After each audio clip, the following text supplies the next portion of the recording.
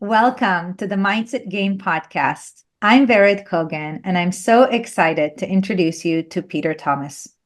Peter, who's been nicknamed the 1-Minute Mentor, is a renowned entrepreneur and philanthropist, having made significant strides in real estate and business. He founded Century 21 Real Estate Canada and is growing his Dogtopia business to be the top dog daycare and boarding brand in North America. His expertise extends to notable projects like the Four Seasons Hotel in Scottsdale, Arizona, and the expansive 1,276-acre Westover Hills in San Antonio, Texas.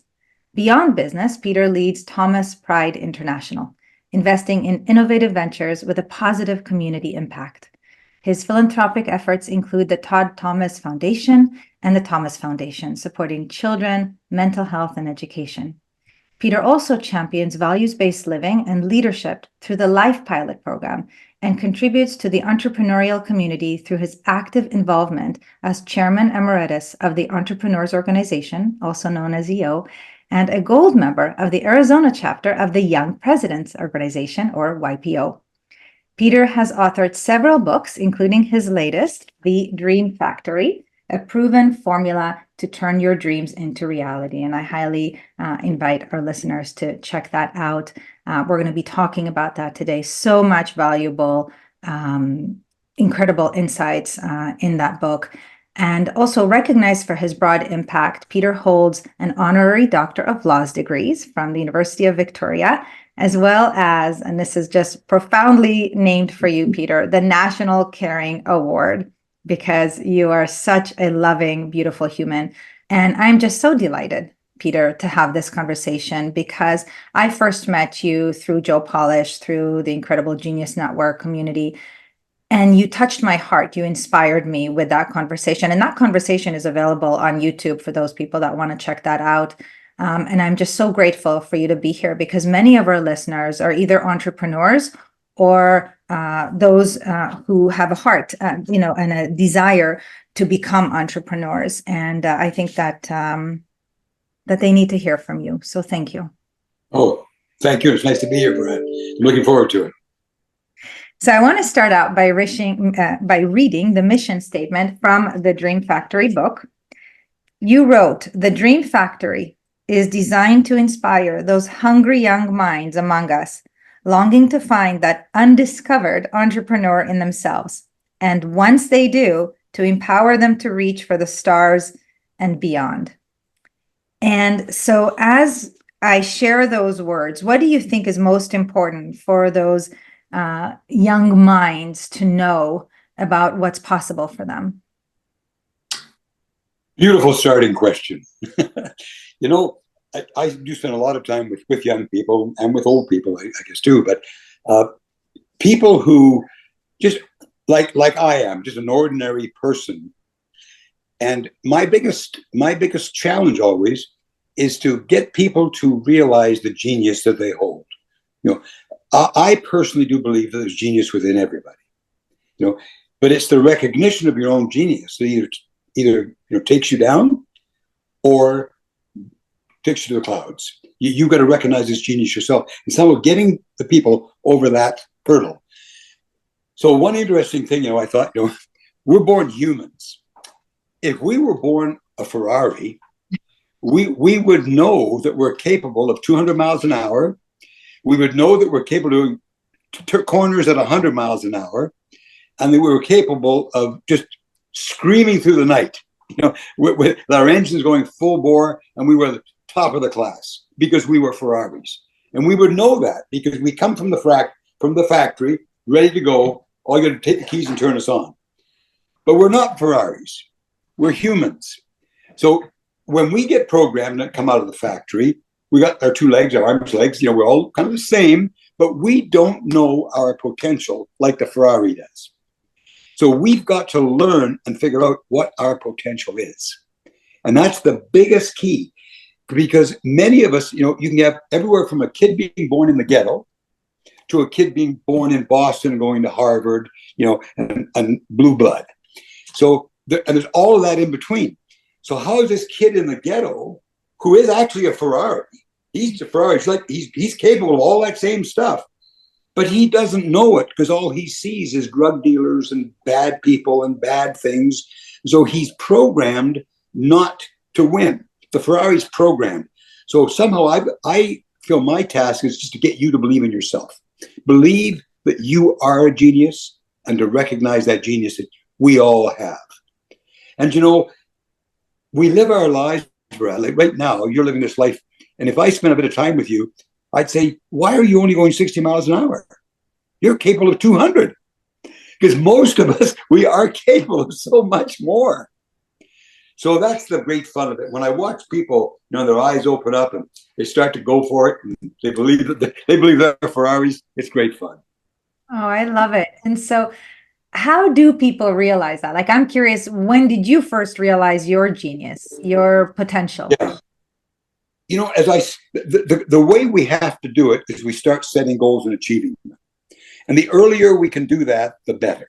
So if we were brought up in a lot of our homes, we have to do chores, and you have to maybe work in the summer holidays. I was very lucky because I wasn't given any money. And so I was really lucky because I had to figure that out myself. And I remember at home, the only way I could make money was picking blueberries. So I would pick my blueberries in the summertime. I would sell them. I'd buy my own clothes. I'd buy my own books. So really from 9 years old, I didn't need to ask for money. Money came from me. It didn't come from my dad or my mom. So I wanted a bicycle. I was about 13, wanted a bicycle. Well, I picked blueberries. I earned that $50 and I paid $50 for my first bicycle. So how you've got to get to it is set small goals and achieve them. Start to set goals. Get your mindset. Get your mindset working on a positive nature. And of course, hang around positive people and think positive things. The usual stuff. Yeah. Well, I love that you're taking us to the level of, just start small. It could be a little goal. And when you follow through and you complete that tells certain parts of you, yeah, it's possible. We can do it, right? It's possible for us to achieve a vision that we set for ourselves. And then it just expands and expands from there. Yeah. For example, like today, who told Taylor Swift that she could change the economies of countries when she visited them? Who told her she was that great? Nobody told her. She just kept setting higher and higher goals. Who told a 65-year-old woman that she could sell out 1.6 million people to see her show in Rio de Janeiro? That was Madonna. Oh. She had a show with 1.6 million people come to see her. You know what I mean? Who told her that she could do that? She had to believe she could do it. She rented the place. She had the equipment. They were ready for the show, and they filled it up. So you've got to have people who can set their goals to crazy goals. I've some of the things I've done. Like building the Four Seasons. What made me think I could build the Four Seasons hotel? I hadn't built one before. But you sort of, as you set these goals, I find in myself, they do become easier. Because once you start to achieve them, you realize that this is a big one too, is that you don't just have your mind, you have the minds of everybody you know.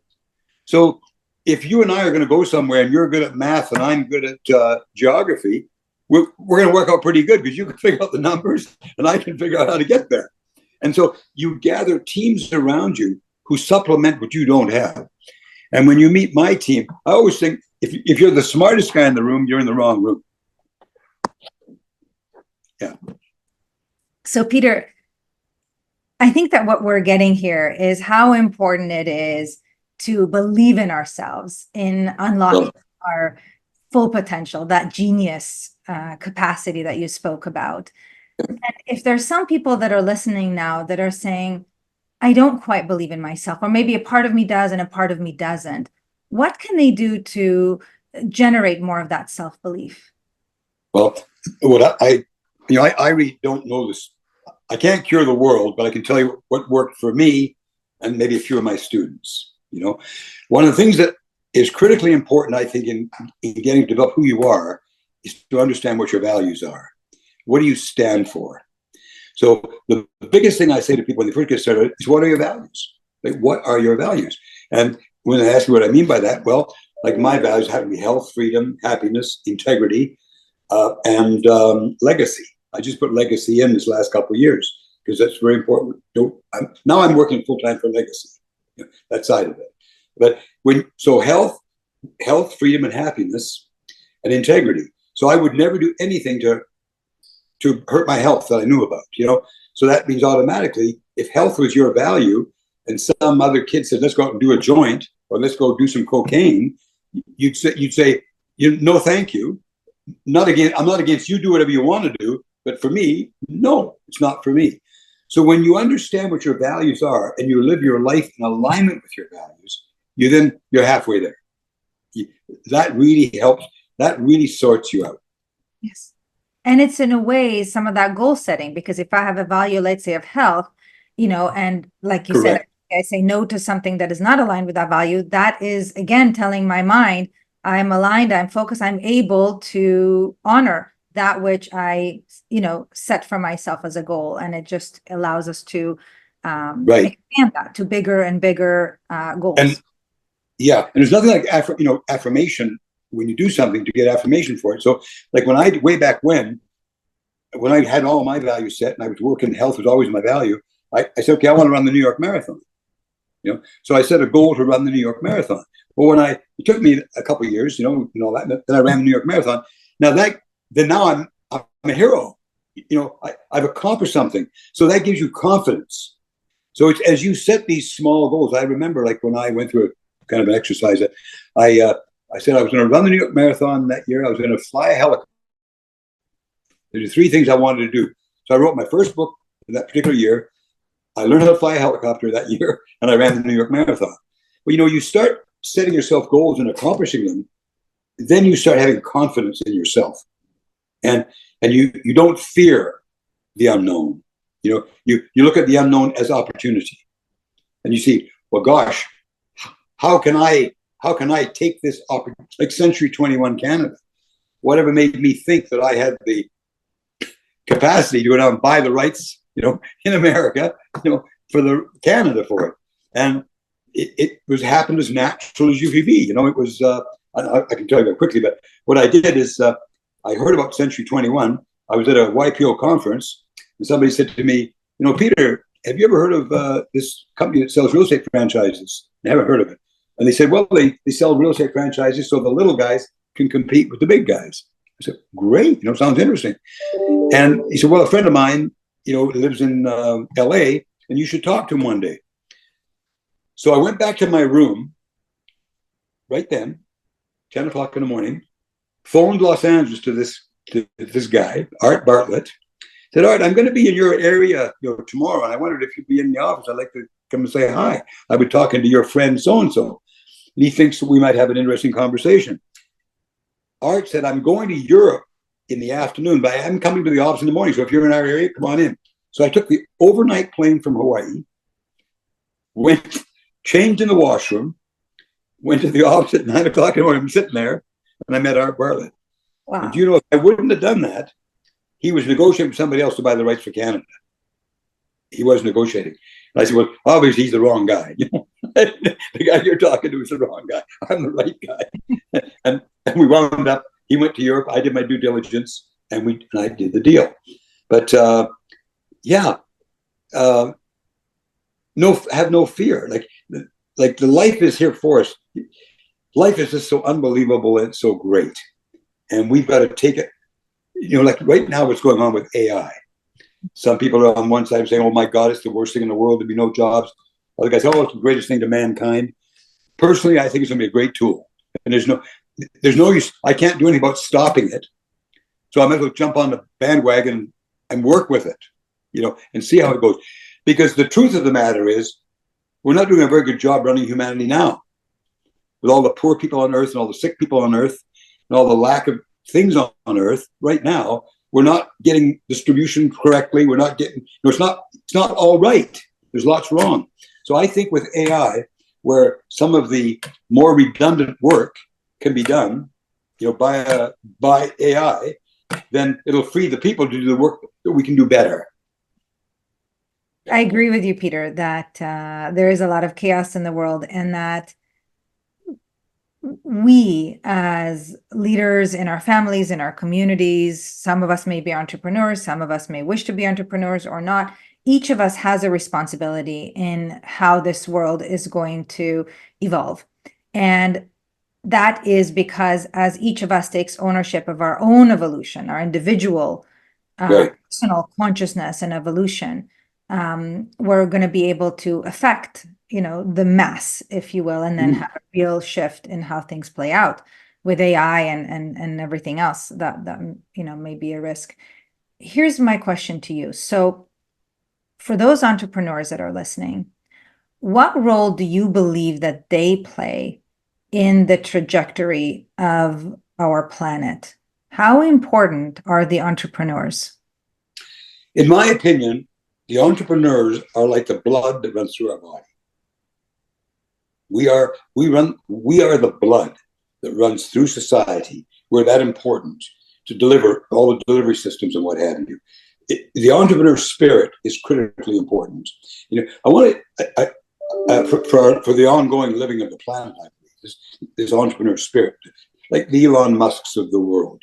There's all these controversial, crazy people who get out there and do things, do crazy things.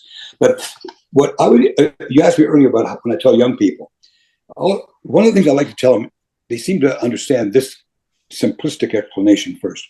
Let's pretend that when you're born, you're given all your feelings and your thoughts are like a deck of cards. So you're given 52 cards. So now you're born, there's 4 aces. And the Lord, when you were born, you just get these random cards. And now only you know yourself.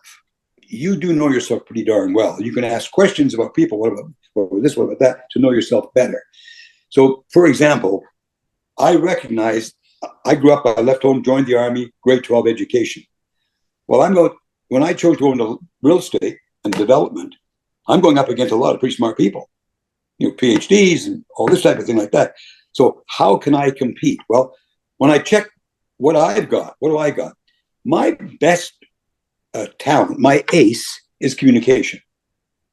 I found I can communicate. I always could communicate well. I'm not very good at math, but you know what? I can hire a mathematician. I can hire a doctor.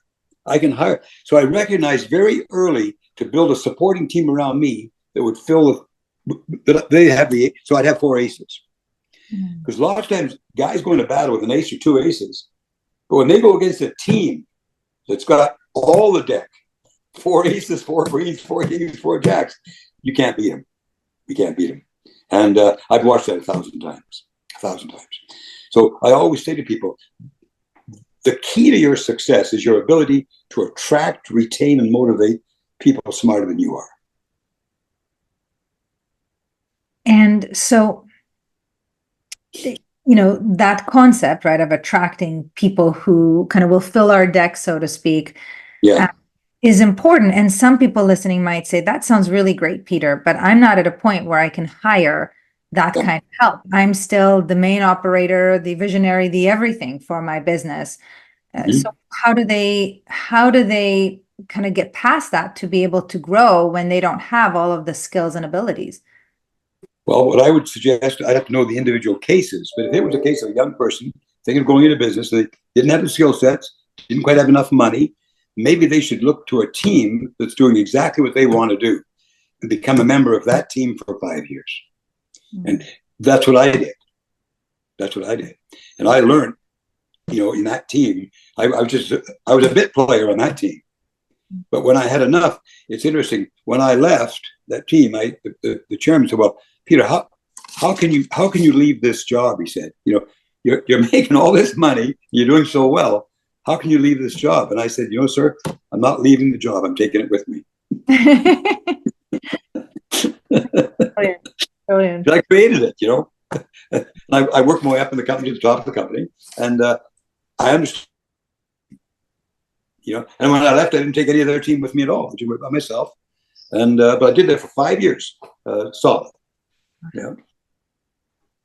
So that's what I would suggest. So I want to go back to this mission statement for a moment.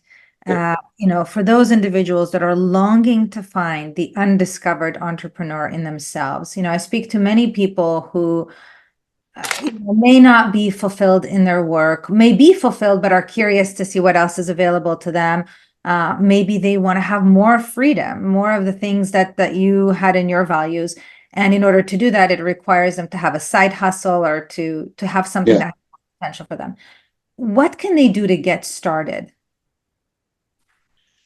Well, they say that the longest journey begins with the first step. So I have a sort of saying myself, I have what I call my perfect world. And when I'm looking at buying something or doing something, I call that my perfect world. In my perfect world, this is what it's going to look like. It's going to look like this. I'm going to buy this building from you. I'm going to give you certain dollars for it, and I'm going to grow it and build it. So when you're getting started, set realistic goals for yourself. Your goals I call them, the goals have to rumba. Get realistic, understandable, meaningful, believable, and achievable. So set goals that you can do. When you up yourself, and you might want to go into house building. If you want to start a house building company, well, have you ever built a house? Maybe before you do the house building company, you should build a house. And so I learned how to sell, like me professionally, learned how to sell properly. And I worked in the stock market, selling mutual funds, and I learned everything you could about. I knew more about mutual funds, I think, than my colleagues did. But that knowledge that I felt very confident when I went out. I was very confident. I was working for the best company, had the best product, and I was the best guy to handle it, for them. And I think you got to feel that way about yourself. You do have to feel good about yourself and good about what you know, because then you become a very good competitor, because you believe in yourself. And to get self-belief. Absolutely. And I agree with you. Sometimes it even just takes an hour a day for us to place toward, that area of focus that we wish to have more mastery in or more, expertise in. And a week, a month, 6 months go by and we have a lot more expertise than we did. We have a lot more confidence when we are speaking to, let's say, a company that has that team, or to individuals. We speak more clearly. We're more confident in what, in sharing what's possible. And other people can believe in us when we do that because they see that we've made an effort. It's not just an idea. We've actually taken the effort and the time and the focus to learn more about it, to seek that out. And I think there's an attraction factor for mentors and people that want to help people. They want to help people that help themselves. Because we know that when we invest in them, they're going to, work the hardest and really make it happen. I would love to hear some stories from you. You have spoken to thousands, I imagine, of entrepreneurs over the years, maybe tens of thousands. Can you give us some examples, maybe even just one example? Let's start with somebody that maybe didn't believe in themselves. They doubted, they had some skepticism, they had a vision, a dream, but maybe they didn't grow up with some of those, with that confidence ingrained in them, or they just are doubting. What did they do? If you can share with us a little bit of their story. Well, the first thing that comes to, we'll call him Mike. There was a neighbor lived across the street when I was growing up, when I was in Edmonton. I had my first sales job, and I was learning how to sell mutual funds. And Mike, he had this gorgeous wife and two beautiful kids. And he just seemed to be a fabulous guy, epitome of everything. He's about maybe 27, 28 years old. And I thought, man, this guy, he's going to go to the moon. He's just so good. And I wondered why he stayed working for this particular company he stayed for. And he would start to talk to me. And he told me that this manager that was there, he's thinking, I'm going to quit because this manager's a jerk and I can't work with him and he's holding me down and all that. And I said, well, can you work without, just put him out of your mind? Like he'll be gone. If he's this big a jerk that you say, he'll be gone, And so Mike couldn't see getting past this guy, and he quit his job. He quit, And I ran into him in Hawaii about 10 years later, and he looked unkempt. He had divorced. And he left the company, and he didn't have the patience he let this one guy, he was a bad guy, stop him from his growth. And the guy was gone within a year. And I thought to myself, boy, what a loss of a good person. So you've got to, I'd say, well, what's wrong with him, Mike? He didn't believe in himself. He didn't really believe enough in himself because he was doing so well. And like, I would have just lasted. I'd have just I put bombs in the guy's car or something. I'd have done something to make sure that I would win the race with this bad person. He was just bad all the way through, and yet Mike let him ruin his life. So I think you got to watch out for the good opinions of other people. Goop. The good opinions of other people. You ask people, oh, no, that'll never work. And they think they're doing you a favor by giving you their good opinion, but they don't know what they're talking about. And a quick story I can give you there is when I bought Century 21, the rights for Canada. I had an accountant, and I said to this accountant, I said, look, I got the rights for Canada, and I tied them up, by the way, for $100,000. I bought the rights for $100,000 for the whole country. And I said to this guy, look, you put up the $100,000, and I'll give you 25% of the deal. You put up the 100,000. So I'll keep my own 100,000 for building the business. And he looked at it. He said, no, won't do that. I had another partner. And he said, why would people put on those stupid jackets? I don't know if you remember Century 21, but they had gold jackets they used to make the salesmen wear. And he said, why would anybody wear those stupid jackets? They won't wear those.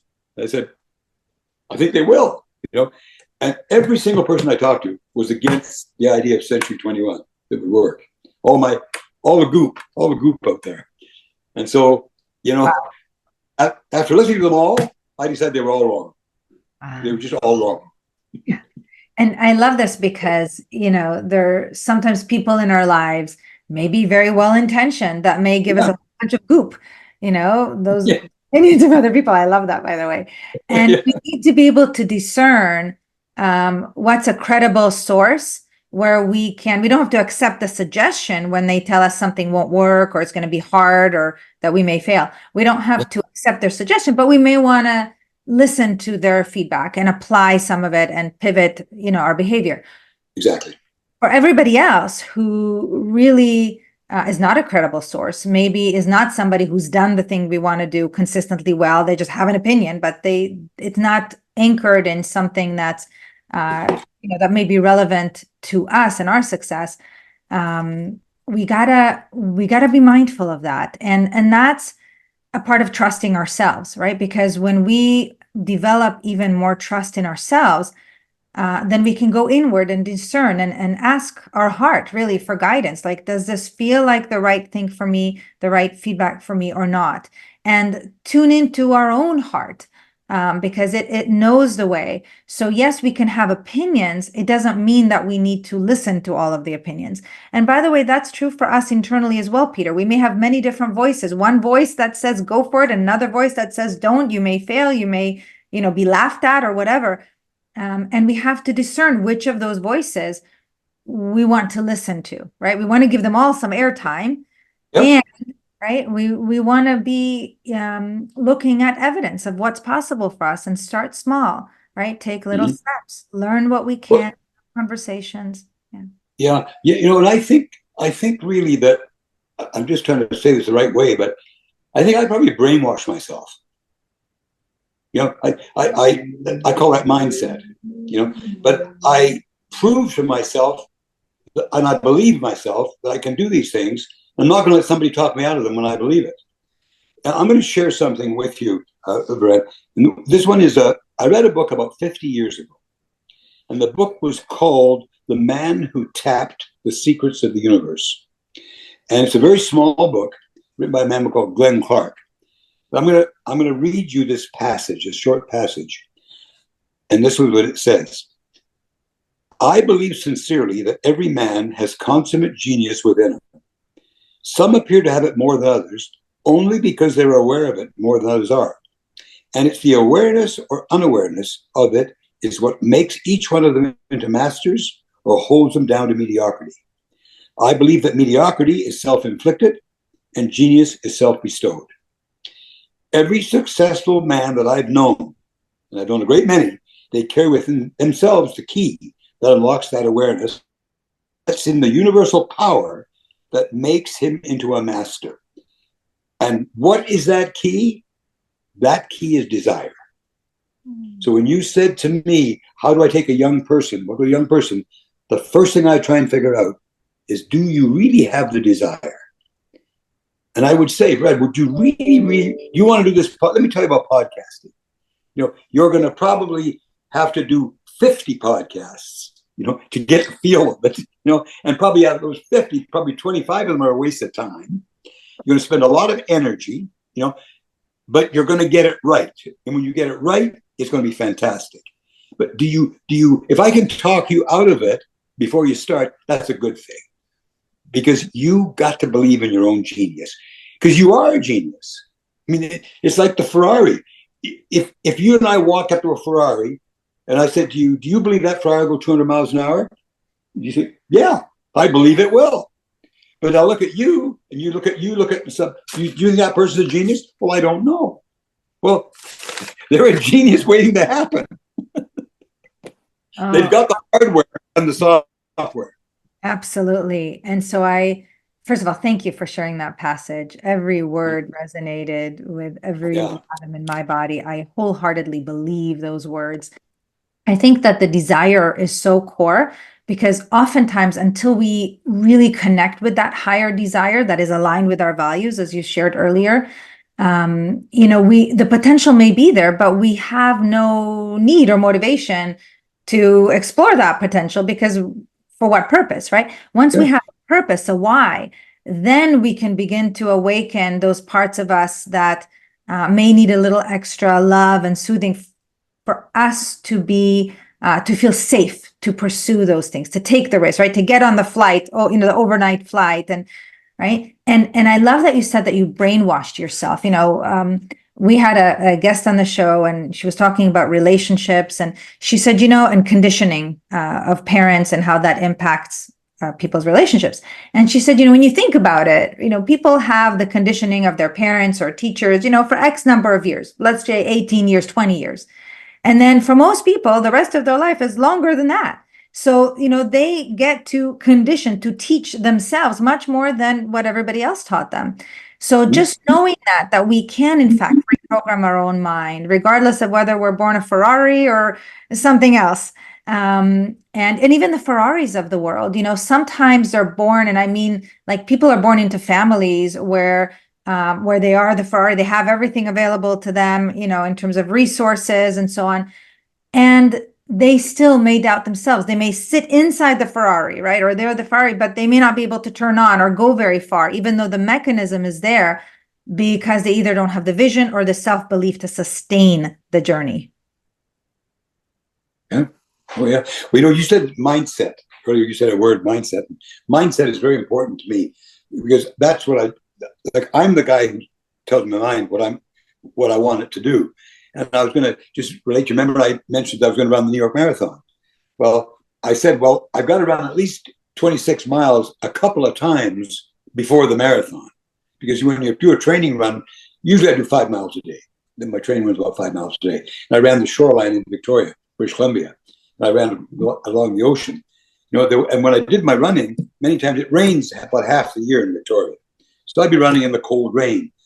And along the water, there's an area full of trees. So you go into kind of a tunnel of trees, and you go for maybe about a quarter of a mile. And you're in this tunnel of dark, because I'm running. I didn't get run to about 9 o'clock at night some days, or I'm up at 5 in the morning, and I'm doing my run every day, my 5 miles. And so I need to motivate myself. So one day I'm running along, and these trees are a little scary too, because you think that's what, if there was a bad person or a dog or something, it'd be in those trees. So you want to get through there as quick as you do. So I would go running in there at night. You can imagine this now, Brad.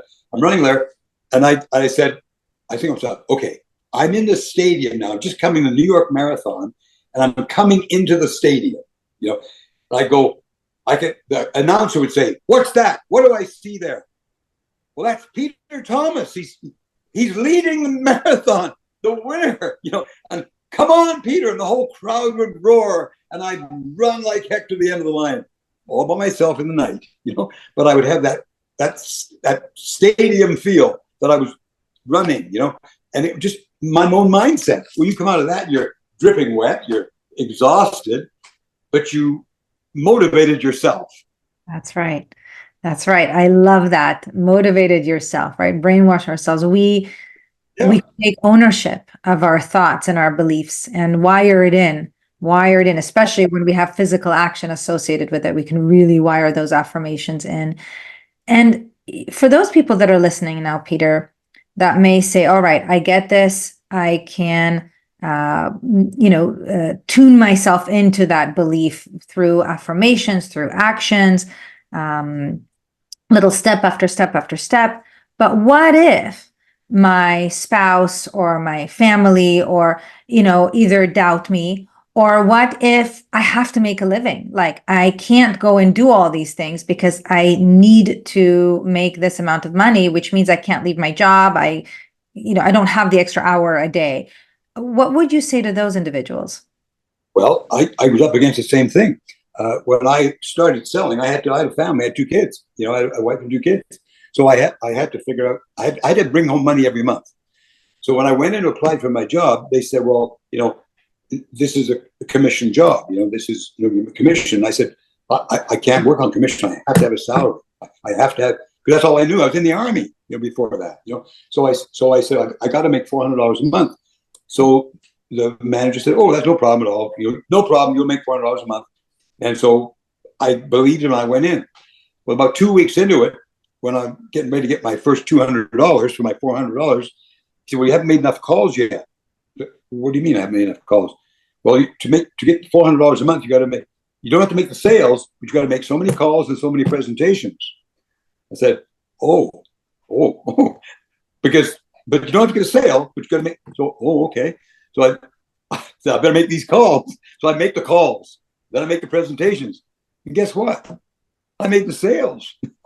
Because if you make enough calls, there's a thing called 18, 3, and 1. If you make 18 calls and 3 presentations, you'll get a sale. It's automatic. So I wound up about 3 months later, I made $600, not $400, And I realized, oh, that's how it works. Overnight. It wasn't overnight. But bit by bit, I realized it. But you do have to take a gamble, but you're gambling on yourself. You're gambling on you. And you. Yeah. And what if... But there's a way. Mm-hmm. What was it? There is a way. If you have that, remember that one, what's that word I said in that little piece I read you? The key to unlock everything is desire. Yeah. Do you have the desire? Like if you said to me, Peter, I've looked at the real estate world and I really want to be a real estate entrepreneur. That's what I want to be. So I would say to you, okay, Brad, that's a good idea. Why? Because they're successful and make lots of money and I want to make lots of money. Okay, that's the only reason you want to be a real estate entrepreneur, because they make lots of money, and plumb right into why you want something.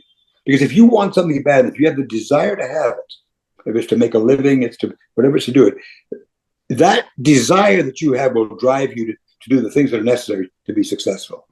Because then the laws of averages, they start working for you. If you go to work hard if you're I'm saying got a good employer and a fair environment. But I got lucky to get in that job. I got real lucky. It was a commission job, and I thought I was going to get paid a salary, but didn't get paid the salary, and then recognized what I had to do to make the salary. And I wouldn't have known that. I probably wouldn't have went if they said, it's on straight commission. You make what you earn. I probably would not have. I probably wouldn't have made it. Wouldn't have done it. Wow. Yeah. So what is the biggest issue that entrepreneurs come to you with? What's the biggest problem they need your help to solve? Usually money. Like 9 out of 10, what people do is they underestimate the amount of capital they need.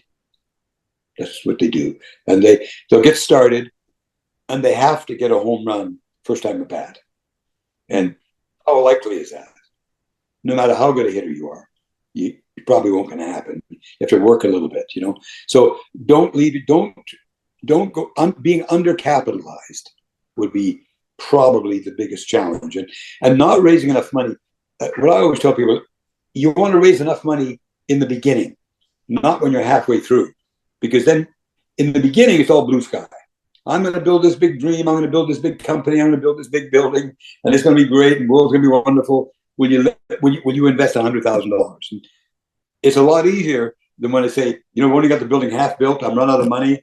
I can't finish it, and all those things. And that's what usually happens. So make darn sure that you have enough capital to do it, and make sure that you have enough brain capital available. Well, I was going to talk. The one thing I wanted to touch on today while we talk, which is now is a good time, is to really look for mentors.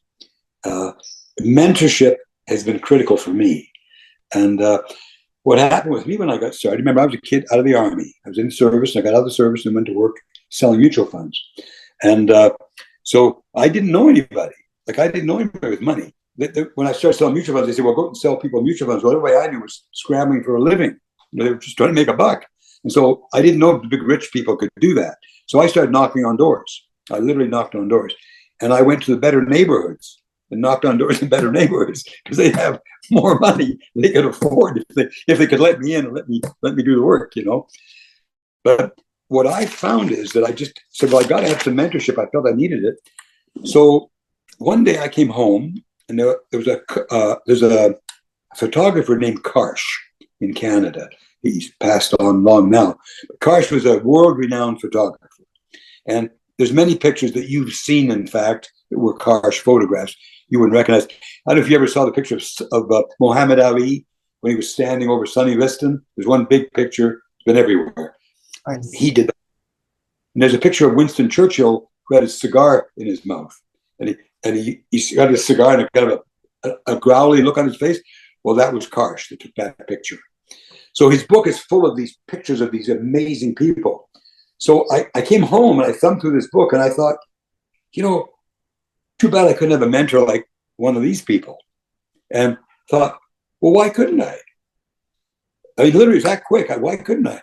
And I picked out John F. Kennedy, Gandhi, Martin Luther King, and Ernest Hemingway. And I cut their pictures out, put them on my wall, and I went and read every single thing in writing I could about those four people. Everything.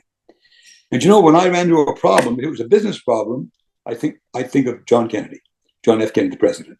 I'd say, what would he do? What would he? And it was just easy. Like, he wouldn't do that, or he'd give some, or he'd empower somebody else to do it. And that was the biggest thing. The biggest thing that did for me. It taught me how to empower others, and bring people around me that I could give the. I call it working in the weeds. I don't like working in the weeds, but the weeds, they'll choke you if you don't keep it clean every day. So right. If I get any work, I got people to handle the weeds, and the people to handle different things according to what the needs were of the time. So you got the theory. I do, and it's timeless, right? We even have books, like Think and Grow Rich, which go, back years now, or and that talk about this concept of the mastermind, and and it does, yes, it could be mentors in your own life. It could also be, right, like the Churchills and the JFKs, and right, and to be able to read and understand what did they believe, how did they, envision, what did they do, and to model those individuals that are doing what it is that you wish to do, or in that way, what resources can you gain from them, and I believe that is a very powerful thing. And when we can go inward and in our imagination, literally, I do this. Imagine sitting around like a boardroom or a table, and with my counsel, right, with individuals who are there and to give me guidance. When I'm able to ask for that, there is an intuitive guidance that comes through. And we can trust that when we're doing that in a relaxed state, and we're asking for guidance, when we can tap into. I actually did a visualization once with Napoleon Hill, where after reading, of course, the book multiple times and seeing his videos or some footage, I imagined going into his office, shaking his hand, and speaking to him and asking him questions. And it completed with him shaking my hand and saying, please, complete my work. Please complete my work. And that was well over 10 years ago. And I remember that as if it was real, as if it happened Yep. yesterday.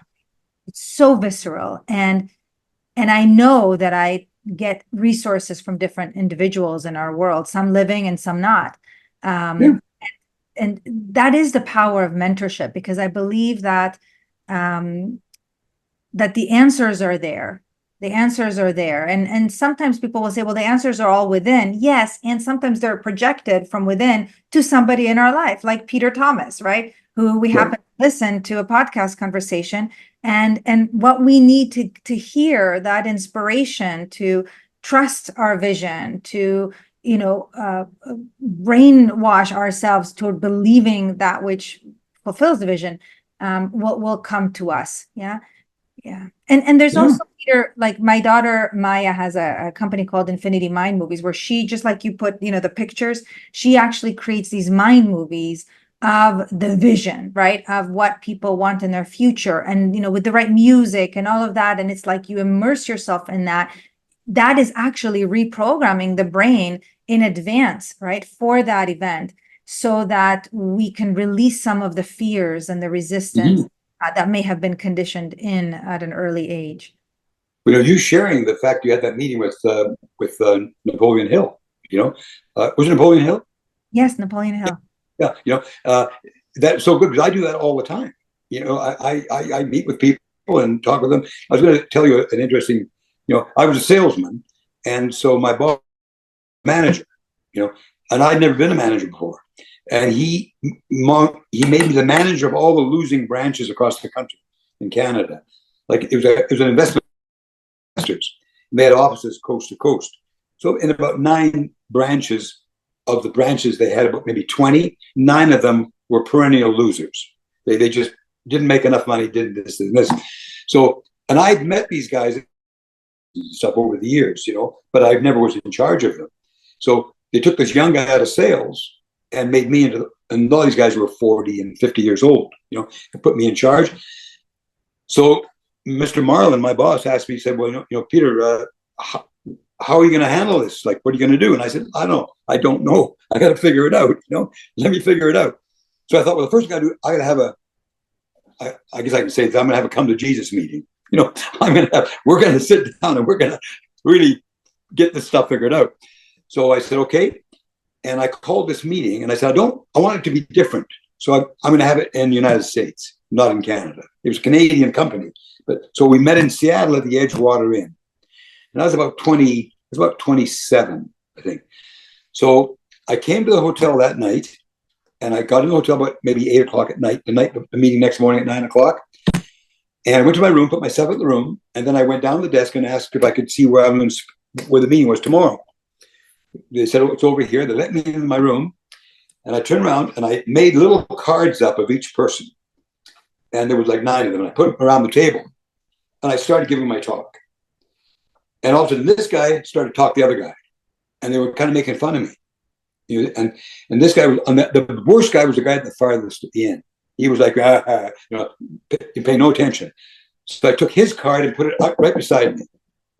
And I took the card that was beside me, put him at the other end. And then that didn't fit, so I put the other guy beside over here.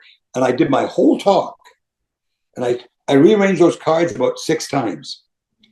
The next morning, when I came in 9 o'clock in the morning, put the cards down, everybody sat where they were supposed to. The meeting went off like probably the best meeting I've ever had. And then this guy was trying to be a smart aleck. I knocked him right down. It was so interesting. But I had that meeting before, and that's what if you desire something, your own creativity will figure out what you need to do. Like, you don't need to have all the answers. It's kind of like walking towards the forest. It looks impregnable. It looks like you can't from a mile away. But as you get closer, you can see the trunks of the trees and the separation. And you can see, well, I can go through there. So that's many times when you start, and I say this to all the entrepreneurs who might be listening, something might seem like it's not past, you can't get past it, but you're too far away from it. Yeah. Which is why in the blueprint in your book, you say, believe, visualize, realize. When you believe, right? When that vision is so strong, then you do the work to visualize it, to imagine it, to be there, to feel it. Yeah. And then it's like the opportunities will arise, the right mentor, the right investor, the right opportunity will You, show up.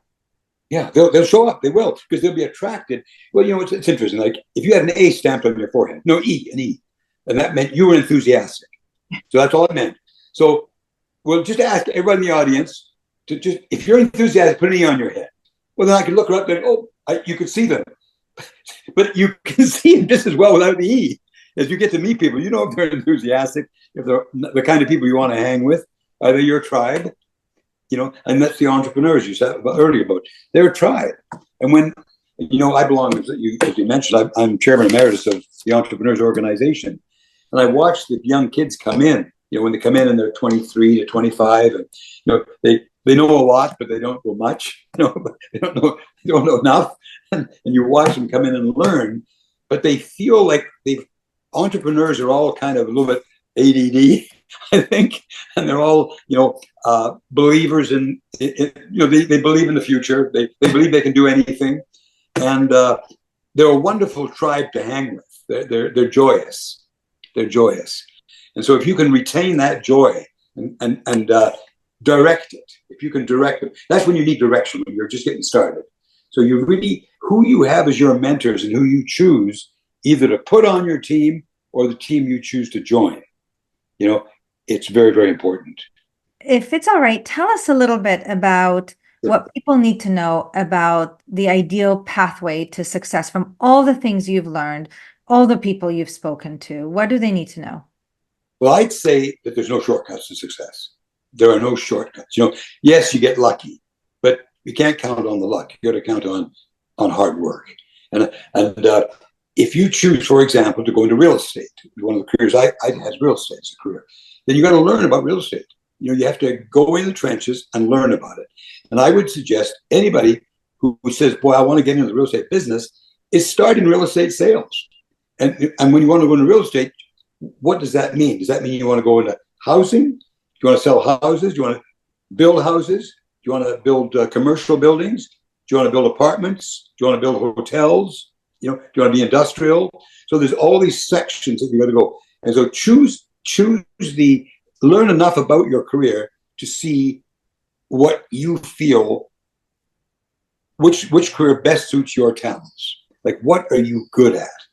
So, for example, if you're good at selling, well, then you take a look and say, okay, like, for example, right now, if I was broke, didn't have a cent, and I said, Peter, you got to go and make some money next month.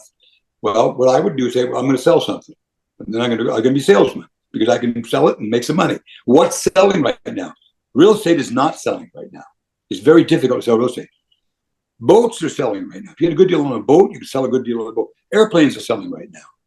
So I'd probably go out, find out, I know a little bit about airplanes, a little bit about boats. I would go out and find out, get into that marketplace, understand what's on the market, and find out the best. And I might try and buy it so I could resell it for more money. They call that flipping. Real estate flippers. Well, but then you know your craft. When you can do that, you know your craft. So you go out and find yourself. Look, I guess I've been an opportunistic investor a lot in my life too, where you wait and look for opportunities. And right now is the kind of time when there's lots of opportunities, because money is difficult, times are a bit difficult, so there's opportunities out there. And you'll see some of the biggest gains made in the next little while. You prospect for predisposition, is I call it. I wrote a paper on that one time, where you look for things that are unsettled. You want to go into an unsettled market, something where people are leaving. Like the real estate business, you can always make money because people either buying or they're selling. So in a bad market, they're selling. Good markets, they're buying. So as long as that's why I chose Century 21, because as a broker, you're on both ends of it. Whether it's buying or selling, you're okay. And that's what you need to check. You need to really understand where you feel your talents lie, and then tie those into an area that you can see yourself earning the living you need to make at doing it. Yeah. Peter, what advice would you give to the younger you, maybe the 5-year-old you that didn't yet know everything that lies ahead? Mm. Wow, the 5-year-old me. Well, I was born in England, and I came over to Canada with my mom. My dad was killed right at the beginning of the World War, and mom remarried a Canadian at the end of the war, and she brought me and her to Canada. So I was 6 years old. 6 years old. I can remember like it was yesterday. I was standing in the back of the Queen Mary with my mom. I was holding my mom's hand, and I was looking at the trail of the ocean gets whipped up behind the boat. It looks like a highway behind you. You know, this way was Canada, and that way was England. And I had my hand looking at my mom, and I thought, how good life is. I was so content and so strong. You know, it felt so good. And that was the 6-year-old me. And that's the 9-year-old me was picking blueberries. That's when I started picking blueberries. So now you know the beginning and the middle and the end. That's right. Well, the end is far from now, and I believe there's even more growth, right? Believe, visualize, realize. I think that Yeah. not done yet. And I've seen your book of goals that you focus on every year. And All right. You got to hold it up. that's right. Yeah. That's, That's a lot of goals. that's a lot of gold. But it's all about tiny habits. It's about everything, you know. I was going to say something about when I was back there with the days with my mom. I wanted to say one thing to all the mothers that are listening. I think, well, the most important influence in my own personal life was my mom. Most important influence in my life. My mom loved me. She believed in me, and I was her man. You know, I felt that, you know, I was in charge. I know. Mom gave me that feeling, you know, that strong feeling, and that I couldn't fail at anything. And I think if a mother can give that to their children, that feeling of love, and that they feel protected and known, they can go out and kill the world. I think one of the biggest challenges today nowadays is, you know, the challenges of these big cities and kids growing up and, you know, not having that nurturing time. Right. So to all the mothers that are listening, that nurturing time you have with your kids is the most important time in the world. To all the mothers and fathers and teachers and leaders, Oh, and also ourselves. yeah. Sometimes we can be the best parent to ourselves that nobody else can be. And it goes back to everything that you've taught us today, to believe in ourselves, stay focused on our vision, right? Really keep it alive, strengthen it, focus on why it's important. You know, and one last thing in how do you manage that mind, keep your own mind active and moving? How do we control our own minds? Is I have a thing called the word of the day. You might remember I think I talked about it at Joe's, but you set yourself up with a word of the day. It could be love, it could be compassion, it could be focus, be caring, whatever you want that word to be. That's what you'll do for that day. And the best word of the day I find for me is just say, be kind. Kindness is incredible. And you know, if you see a little old lady or a little old man and they're all dressed up and they're walking downtown, you say, my, you look great today. The joy of watching their smile is it fueled you for a long time. So just try to ask you all, if you're listening, try a word of the day. That's right. And what a beautiful be kind is, first and foremost to ourselves, to have grace with ourselves wherever we are on the journey, whether it's life's journey, entrepreneurial journey, to just be kind with ourselves and love ourselves and know that we are where we need to be and seek help, you know, whether it's podcasts, books, support, mentors, our own inner intelligence. We're not alone. So thank you so much. Oh, yeah. And one last thought, just as closing, is relationships. I tell all of you, you know, you've got your friends and you know, you got pals around that are with you. Treasure these relationships. And, you know, you probably can't handle more than 5, you know, if you try to have a whole bunch of friends. But the few friends that you have, nurture and cherish them. Thank you. Thank you, Peter. I'm reaching into the computer and giving you a great big hug now, and just you too. So much love and appreciation for the kindness that you bring into our world, and the inspiration. You know, we sometimes need a hand. We need somebody to believe in us, to support us. Yeah. and that goes a long way. And then when we get that, we oftentimes will give it back. We pay it forward. So how can people learn even more about you, your Mentor's Minute, all the great things that you do for our world? Well, I've got an internet site. I'm just learning this now. I just learned about Instagram a couple of months ago. So I've got a 1 minute. I call it the 1 minute mentor, and I give 1 minute tips. And it's under Peter H. Thomas, all small case, underscore. So if they want to go to Peter H. Thomas underscore, well, anything, LinkedIn, Instagram, Facebook. I think there's another one. Another one. Twitter. Yeah, I think you try that or read one of my books. Just go Peter H. Thomas on the internet, and you can find me.